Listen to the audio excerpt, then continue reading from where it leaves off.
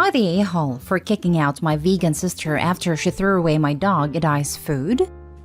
So a few weeks ago, my sister broke up with a longtime boyfriend of 3 years.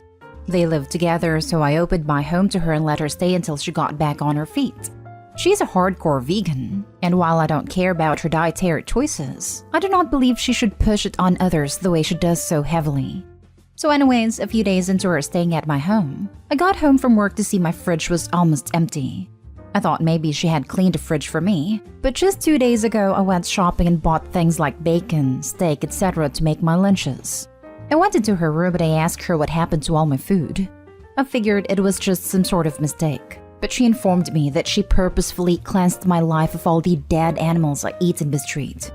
At first, I didn't even believe it, but then it spiraled into a huge argument where she slammed the door in my face. In my own home. I called my mother to let her know what was going on and to get her opinion, where I ended up getting a scolding for how I treated my sister, and how I should know she is going through a lot. At that point, I just hung up because obviously I'm not going to be happy when $50 worth of food is just thrown out for no good reason. Despite this, I figured I would appease my other family members and let her stay, but I let her know she was on thin ice with me. The following day, I fed my dog and went to work.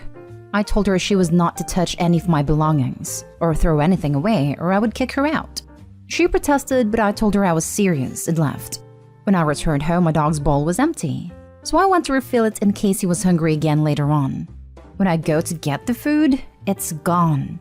I barged into her room and asked her what's the deal with the food being missing. She said she threw out my dog's food and fed him bread instead. My dog isn't even supposed to have gluten. It makes him itchy. She then got in my face telling me the dogs are happier living a vegan lifestyle. I told her my dog would be happier with her living a lifestyle outside of my home, and told her she had 8 hours to get her stuff and go to my mother's. I went out to buy more dog food, and once I returned, not only was her room a wreck, but my dog was gone. I called my mother to explain the situation, and asked if she had a dog with her, and she exploded on me again about how awful I was for not supporting my sister, and that the dog was not at the house with her. A mutual friend of ours let me know she had a dog at my mother's house. However, my mother and sister continued to spin the story to our family, and now they all refuse to speak to me, especially since I had the police help me retrieve him. Am I the a-hole for not letting my sister stay in my home despite pushing her vegan lifestyle on me and my pet? Edit. I was starting to feel conflicted on if I really was being sick and overdramatic for kicking out my sister in need, or if my family really does just enable her. And just to be clear, the dog is safe. I made sure to note it got the police involved, and the dog is currently with me. Edit 2. For more clarification, since people keep asking, my sister and mother only have a 15-year age difference. They're more like friends than mother and daughter. My mother would do anything to please her. I, on the other hand, was born after my father died, and my mother held some sort of resentment to me, which is why I left the home at 18, while my sister stayed until 22 years of age. I didn't have much contact for a while. But when I heard she needed help, I thought this would mend things. Obviously, it did not. It made my relationship with my family worse. They are both vegan, and it also seems they told other family members that I shoved or hit her, which never happened. I am considering fully cutting ties. However, I am worried since she knows my home address. Edit 3. She didn't stay at my mother's because she was housing my aunt and her children for Thanksgiving, which of course I was not invited to. I saw my sister on Facebook saying she needed a place to stay, and this whole big long sob story, so I took her in. Now for the top comments. Not stay home. Crazy vegan breakdown aside, someone who messes with your dog is someone not worth being around. Holy cow. As a vegan, the sister is a complete and total a-hole. She seems desperate to gain control after her breakup, and is misusing her ethical stance to exert control in her new environment. It's not about animal welfare, it's about being in charge. I don't like the meat aisle, but I don't damage the grocery store in a fit of rage. The sister and the mom need to buzz off. Can I be pressed charges for dog napping? Not stay home. Dogs are happier vegans. Dogs are naturally carnivorous.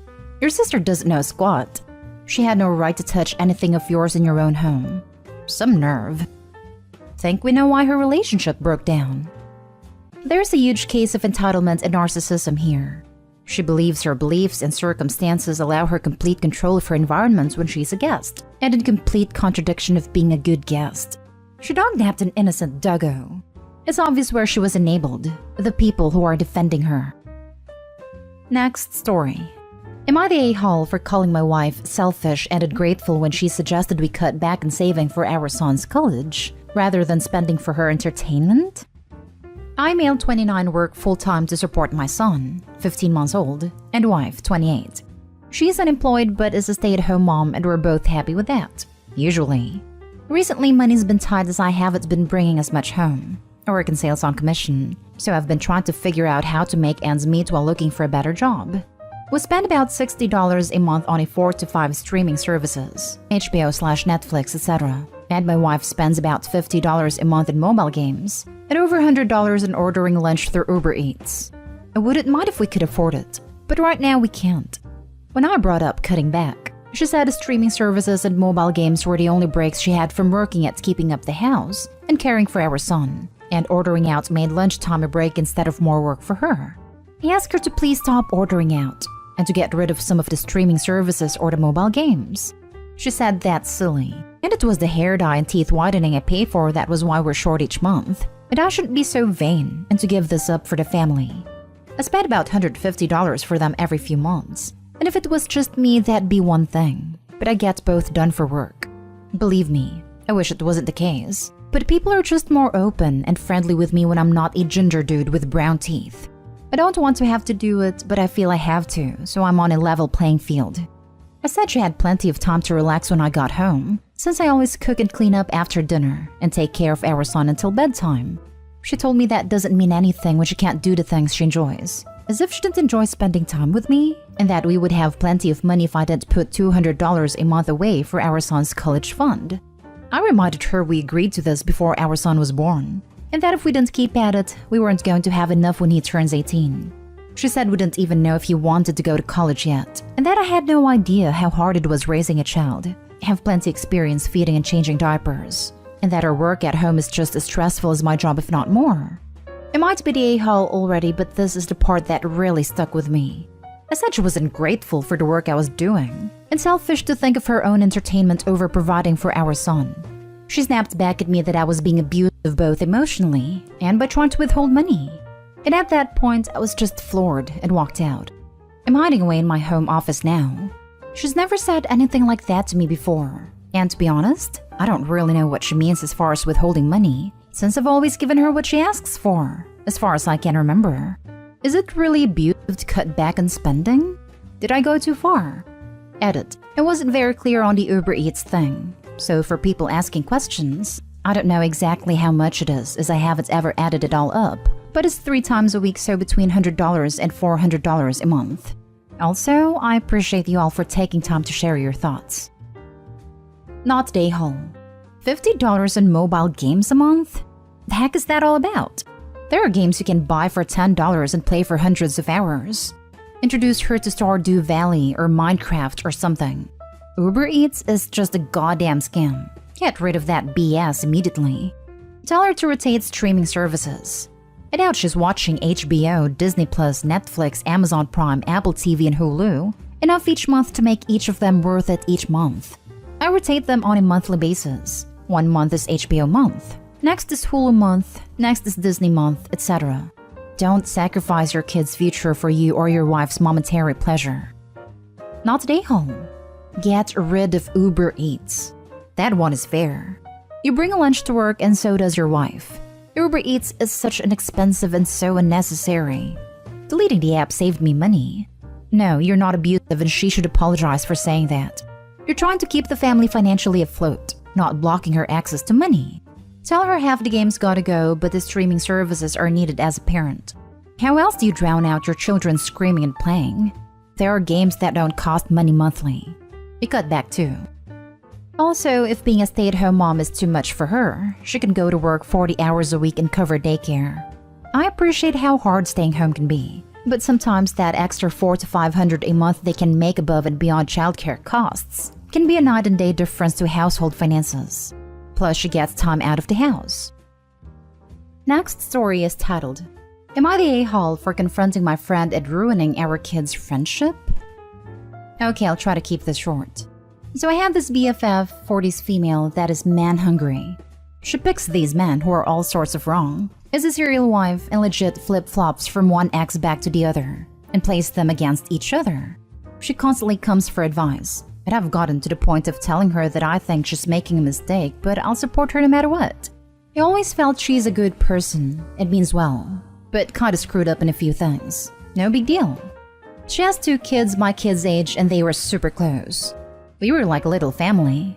We were always together. She randomly last minute asked me over summer to watch one of her kids for a week due to some work conference. I was in the middle of a house renovation and sharing a room with my kid. I wanted to help, but it was impossible. I felt awful and I told her no. But then I tried to help by seeing if the conference she was going to had a Zoom option, which is when I found out there was no conference at all. She was very specific with immense detail that then proved easy to double-check. Her ex lived in a neighboring state. I never told her I knew, but then she kept giving me details of her trip that proved that she was in fact going to a state and not where she said. She texted at the airport, she texted me about events in real time, and none of it was true. I was super disappointed that she lied and tried to manipulate me with a working single mom angle instead of just being honest. But in the end, I decided to never let her know that I knew. She kept lying about the trip after the fact too, which pissed me off, but I tried to big picture it that our kids were besties. And she was probably embarrassed, so just let it go. Flash forward a few weeks to her wanting to get her kids some passes for something that we had passes for. But my passes were restricted, so I had one last day to upgrade them so we could go together. I spoke to her a lot about the cost, made sure she was buying them, then upgraded to the tune of $300. Every time I tried to make plans, there was some lame excuse. Then she started pulling away, canceling plans, etc. Every time I tried to make plans for these tickets, there would be another excuse. Like one kid's birthday. Let's use our tics. No, they're grounded. Then she takes an impromptu road trip with them to the zoo and posts it on Facebook. Gave me some lame excuse that it was last minute. Whatever. Final straw was she canceled for my kid's birthday party. She said her kids were sick. Then I see them on Facebook at the beach. So finally, I confronted her and told her I was upset she lied about a party. She then said, I'm not a liar. To which I then just snapped and unleashed a barrage of, like the passes you said you bought? Like the conference that you never went to, etc. We never spoke again, and now our kids don't either. I feel so badly that this mom drama ruined our kids' friendship. Am I the a-hole for confronting her? Edited to add. Time frame was we were friends for years, and the trip lied to my kid's birthday was roughly a month and a half.